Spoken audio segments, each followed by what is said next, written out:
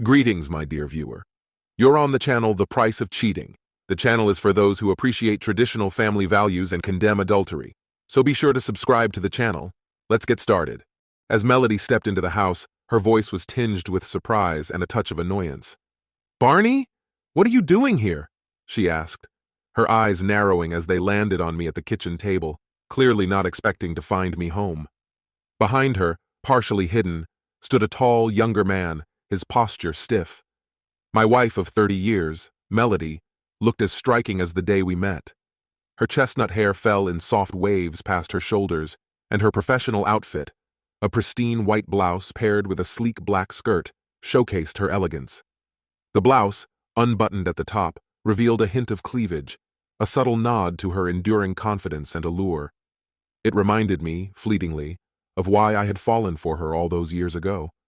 Without addressing the absurdity of her question, I responded in a dry tone, "I live here." Her annoyance sharpened. "Obviously," she snapped. "But why are you home at 3:30 in the afternoon?"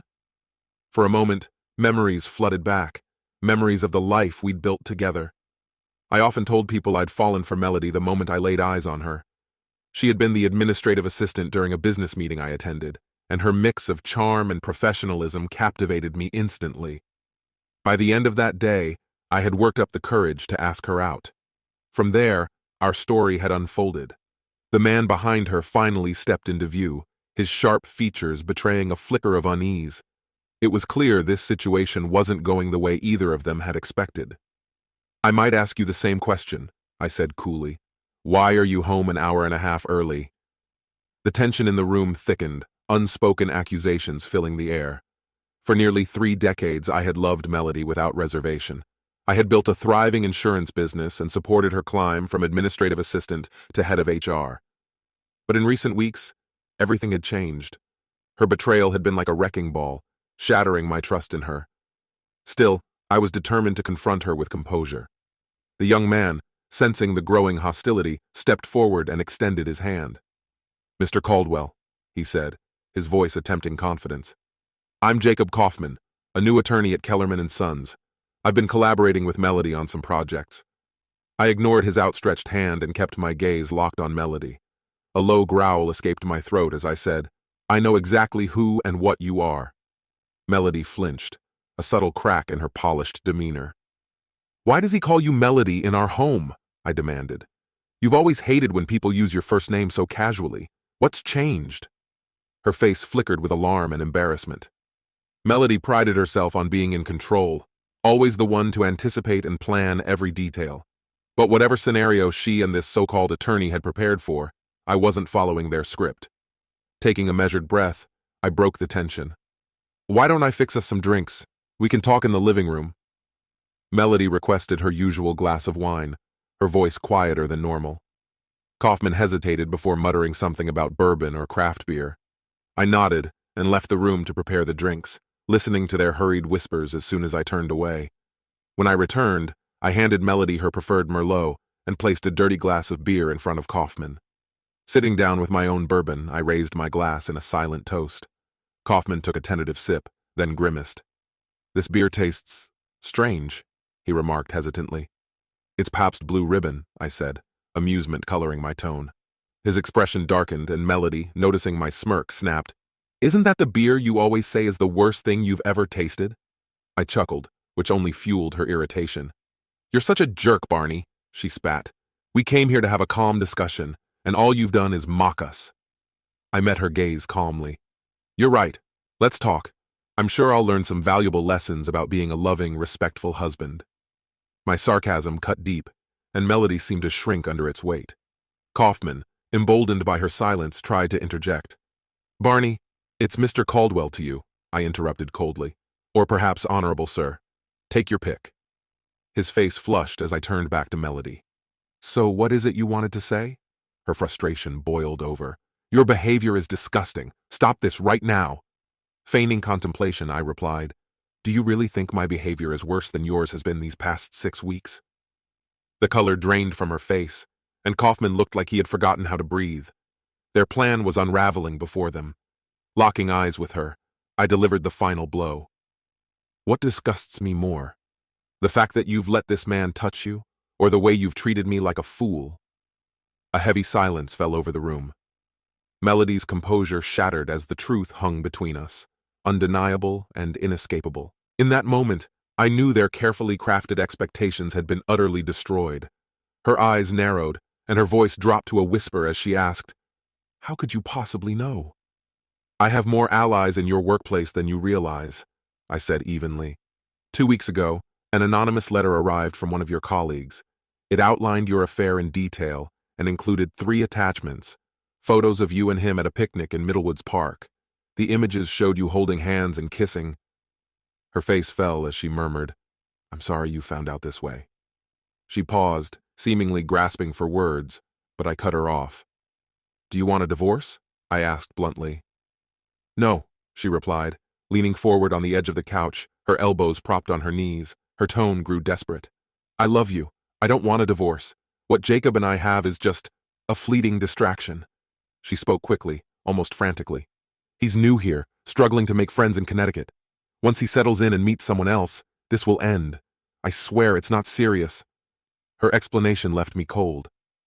"That's not enough for me," I said, my voice firm. "When I married you, I believed we were committing to a monogamous, loving partnership. Now I see I was wrong. Divorce feels like the only option that aligns with my values." She began to plead. "Barney, no. Please don't do this. I don't want a divorce. And deep down, I don't think you do either. This was a one-time mistake, a momentary lapse. It's over now. And it won't happen again." Her voice wavered, and then she continued. "I was drawn to Jacob. I needed something exciting in my life, but I promise, it's done. I'll never stray again." I sipped my bourbon, allowing a heavy silence to settle before responding. "Your promises mean nothing to me now. You've lied, and everyone knows it. You've shown yourself to be not only unfaithful, but shamelessly so." Her cheeks flushed with anger, but I pressed on. "Why should I believe this is the first time? For all I know, you've been doing this for years." Her voice shook as she tried to reason with me. "Barney, think about what we've built together. Kelly is married now. We're at a point where we can finally slow down and enjoy retirement. This thing with Jacob, it's nothing. It'll be forgotten soon enough." I rose from my seat and headed to the study, leaving my glass behind. When I returned, I found the two of them huddled on the couch, whispering as if conspiring. Jacob looked up hesitantly and asked, "May I say something?" "Go ahead," I replied, my tone dripping with disdain. He took a deep breath before starting. "Melody is right. This is nothing more than a brief affair. I deeply regret involving a married woman, and it's not something I've ever done before. But we connected. She's an extraordinary person." He added, "I understand why you're considering divorce, but think about it carefully. You've spent decades together. Is it really worth ending everything over this?" Jacob then pivoted, his tone turning calculating. "Melody also mentioned the prenuptial agreement her father made you sign. She was worried it could strip her of assets in a divorce, but as a lawyer I can assure you that a document like that, after nearly 30 years, won't hold up in court. Laws change, and language becomes outdated. Any competent attorney could render it useless." I couldn't help but laugh bitterly at his audacity. Turning to Melody, I asked, "Why would you trust legal advice from a corporate lawyer who barely scraped through one of the worst law schools in the country?" Jacob began to protest. "How do you—" But I cut him off. "One of my guiding principles is to always know my enemy." I shifted my gaze back to Melody. "What's your plan now?" I asked icily. She hesitated before speaking. "Jacob and I are going to spend the weekend together. I'll stay at his apartment tonight, and tomorrow we'll go to New York. I'll be back by Sunday evening." Her boldness was staggering. The weight of her betrayal hit me like a blow. "So, not only have you shared your body with him, but now you're sharing our New York tradition? Those weekends were sacred, filled with concerts, Broadway shows, and memories we built together. You've destroyed all of it." She tried to respond, but her words didn't reach me. My mind was screaming for closure, an end to this torment. Turning to Jacob, I asked coldly, "Does your wife mind that you're sleeping with mine?" "Barney, stop!" Melody interjected. "Jacob is a widower. His wife died of cancer years ago." Even Jacob flinched at her words, guilt etched across his face. I smirked. "Unlike you," I said to her. Then, turning to him, I asked, "Is that true? Are you a widower?" Jacob hesitated before stammering, "Yes." I pulled out a folder from my bag and began reading aloud. Dr. Cynthia Kaufman, emergency surgeon at St. John's Ascension Hospital, Detroit. Husband, Jacob. Daughters, Katie, 11, and Lacey, 9. She'll be relocating to Hartford soon to join her husband after their school year ends. Melody's face turned pale. You lied to me, she whispered. I couldn't contain my laughter. A liar deceived by another liar. What poetic justice! Jacob reached for Melody's hand, but I no longer cared. Melody, I'm sorry, Jacob said, rising to his feet. Let's go to my place and talk this through. We'll spend the weekend in New York and figure out what's next. Afterward, you can go back to being a wife, and I'll prepare for my family to join me. Melody hesitated before standing and taking his hand. She looked at me one last time. After this weekend, I swear it'll be over. I planned to return home on Sunday, prepared to resume the role of the devoted wife I had always been. When I looked into Melody's eyes, it felt like an eternity passed. Her gaze held steady, searching, as if trying to uncover truths I wasn't ready to voice. I wondered if she could sense how the cracks in my heart were splintering further, threatening to break me completely. For a while I stayed silent, letting them indulge in their fantasy, weaving a narrative where their relationship wouldn't unravel my life. But the time for silence had passed. Now it was my turn. Please sit down, I said, my tone measured but firm. I need about 30 minutes to explain the changes ahead. They hesitated, exchanging uncertain glances before turning back to me. Reading their reluctance, I added sharply, "It's the least you can do." Reluctantly, they obeyed. I reached for the TV remote, pressing a few buttons. "I've set up a couple of Zoom calls," I said, my voice calm as the screen flickered to life. Months of pandemic-era virtual meetings had made me an expert at this. When the video connected, I addressed the individuals on the call. "Peter, Lou, can you hear me?" Peter responded quickly. "We're here, Barney." Turning to Melody, I continued. "You already know Peter, our family attorney. Allow me to introduce his colleague, Lou Baird, who is now handling my divorce." Her face froze in shock, the weight of my words sinking in. I gestured toward the screen. "Gentlemen, the floor is yours." Lou's voice rang out with precision. "Mrs. Caldwell, I am representing your husband in these proceedings. Divorce papers were officially filed this morning. I strongly recommend you consult an attorney to review them. You have until Monday to respond. Should we not hear from your legal counsel, the papers will be served directly." He didn't falter as he continued. "The filing cites infidelity as the grounds for divorce, supported by a private investigator's findings. The report contains comprehensive evidence, audio recordings, video surveillance, and telecommunications, documenting your affair with Mr. Kaufman." I placed a thick folder on the coffee table, the sound punctuating Lou's words and making both Melody and her lover flinch. "Here is a copy of the divorce filing and the investigator's report," I said, my tone unyielding. As Jacob's hand moved toward the folder, Melody's focus returned to the screen, her expression pale. Lou resumed his explanation. "Per the terms of the prenuptial agreement, which has been updated and signed multiple times over the past 30 years, all stipulations will be strictly enforced. Its validity is unquestionable. Additionally, the Caldwell Brokerage Board has unanimously decided to relieve you of all corporate responsibilities. You are required to return any company property, including the car, within 1 week. Corporate credit cards are already deactivated, and your phone service will end in 7 days." Melody's expression shifted from pale to ashen as Lou detailed more changes. "Your joint credit cards and club memberships have been canceled. Joint accounts have been frozen. Under the terms of the prenup, Mr. Caldwell retains the house and 80% of all shared assets. Expedited eviction will be requested, and we will argue that your co-owned property with Mr. Kaufman is suitable for relocation. No spousal or child support will be provided." Lou paused. "Anything you'd like to add, Barney?" "That covers everything," I replied, leaning back. The screen went dark, leaving the room heavy with tension. Melody shot to her feet, panic and fury bubbling over. "Wait! I need them back! I have questions!" I couldn't suppress a bitter laugh. "You'll need your own lawyer for that, Melody." Her rage boiled over. "You're a bastard," she spat, trembling with fury. "I'll ruin you." I turned to Jacob, smirking. "Care to explain how she plans to do that, counselor?" His silence spoke volumes. Melody collapsed onto the couch, a mix of anger and despair consuming her. Calmly, I picked up the remote again and initiated another call. "Jake, can you hear me?" The screen flickered to life. "Loud and clear, Barney," came the response.